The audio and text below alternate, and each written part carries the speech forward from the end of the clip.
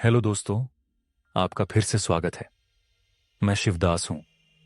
आज हम आपको लेकर आए हैं श्री विष्णु जी के भक्त राजा चौल और ब्राह्मण की कहानी में, जिससे आपको यह पता लगेगा कि भगवान को प्रसन्न करने के लिए सबसे ज्यादा जरूरी चीज क्या है। चलो बिना समय गवाए देखते हैं इस सुंदर सी कथा को। पहले कांचीपुरी में एक चोल नाम के चक्रवर्ती राजा हुआ करते थे। उनके अधीन जितने देश थे वह चोल नाम से ही विख्यात हुए। जब उनका शासन था तब पृथ्वी पर कोई भी मनुष्य दरिद्र, दुखी, पाप में मन लगाने वाला और रोगी नहीं था। उन्होंने इतने यज्ञ कर रखे थे कि जिसकी गणना नहीं की जा सकती। राजा चोल भगवान विष्णु के बहुत बड़े भक्त थे।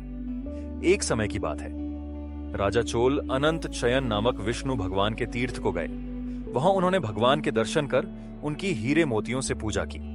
तभी उन्होंने देखा कि एक ब्राह्मण हाथ में तुलसी दल और जल लेकर आ रहे हैं। वे ब्राह्मण राजा की ही नगरी के थे। उन ब्राह्मण का नाम विष्णुदास था। राजा ने उन्हें पहचान लिया। उस ब्राह्मण ने भगवान की पूजा आरंभ कर दी। पूजा करने से राजा के चढ़ाए हुए हीरे मोती तुलसी के पत्तों से ढक गए। यह देख राजा को क्रोध आ गया और राजा उन ब्राह्मण से बोले, मैंने रत्नों तथा स्वर्ण से जो पूजा की थी वह कितनी शोभा पा रही थी। तुमने तुलसी दल से वो सारी ढक दी। बताओ ऐसा क्यों किया? मुझे तो लगता है तुम बड़े मूर्ख हो। तुम्हें भगवान की भक्ति का बिल्कुल भी ज्ञान नहीं है। अगर होता तो ऐसा ना करते। राजन, आपको भक्ति का कुछ भी पता नहीं है। केवल राजलक्ष्मी के कारण आप इतना घमंड कर रहे हैं। बताइए तो आज से पहले आपने कितने वैष्णव व्रतों का पालन किया है? यदि तुमने श्री विष्णु जी की भक्ति से गर्व में आकर यह बात की है तो बताओ तुमने कितनी भक्ति की है। तुम तो निर्धन हो। तुमने भगवान को प्रसन्न करने के लिए कोई यज्ञ नहीं किया, कोई मंदिर नहीं बनवाया, तो तुम्हें किस बात का घमंड है? हम दोनों में से जो भगवान विष्णु के पहले साक्षात दर्शन पाएगा वही भगवान का भक्त कहलाएगा। उससे पता लग जाएगा कि हम दोनों में से कौन भक्त है। यह कहकर राजा चोल ने भगवान श्री विष्णु के दर्शन पाने के लिए महर्षि मुद्गल को आचार्य बनाकर वैष्णव यज्ञ का अनुष्ठान आरंभ किया। उस यज्ञ में बहुत सी दक्षिणा बांटी गई, बहुत सा दान पूर्ण किया गया। उधर विष्णुदास भी मंदिर में ही रुक गए और श्री विष्णु को प्रसन्न करने के लिए शास्त्रों के नियमों का भली भांति पालन करके व्रत करने लग गए। एक दिन की बात है, विष्णुदास ने नित्य कर्म के बाद भोजन तैयार किया, पर उसे किसी ने चुरा लिया। चुराने वाले पर किसी की दृष्टि नहीं पड़ी। विष्णुदास ने फिर भी दूसरा भोजन नहीं बनाया, क्योंकि ऐसा करने पर उसे सायंकाल की पूजा के लिए समय नहीं मिलता। ऐसा लगभग 7 दिन तक चला। जब भी विष्णुदास जी भोजन पकाते, कोई उनका भोजन चुरा कर ले जाता। विष्णुदास जी सोचने लगे, मैं भोजन बनाकर तुरंत तो खा नहीं सकता, क्योंकि भगवान को सब चीज अर्पित करके ही भोजन खाना चाहिए।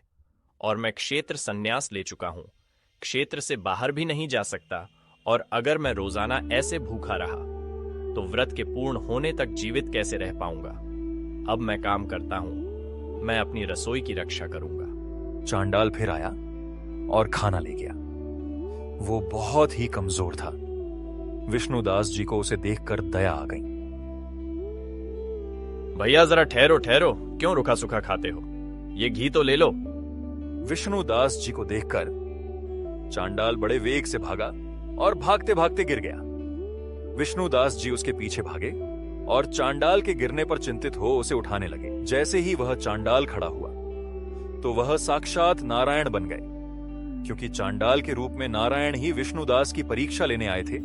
यह देख विष्णुदास जी अचंभित हो गए और सुध बुद्ध खो बैठे। तब भगवान नारायण ने उन्हें वरदान स्वरूप बैकुंठ धाम में वास दिया।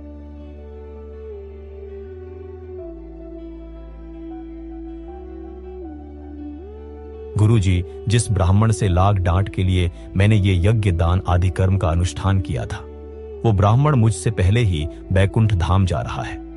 मैंने इतने दान यज्ञ किए तो भी भगवान मुझे पर प्रसन्न नहीं हुए और इस ब्राह्मण की केवल भक्ति से प्रसन्न हो गए।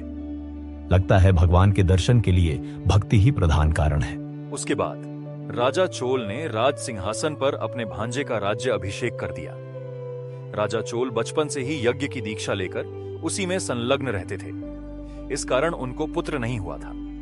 उसके बाद राजा यज्ञशाला में जाकर यज्ञ मंडप के पास खड़े हुए और बोले, भगवान विष्णु मुझे मन, वाणी, शरीर और क्रिया द्वारा स्थिर भक्ति प्रदान करें। उसके बाद राजा ने यज्ञ मंडप की अग्नि में कूदने की ठानी।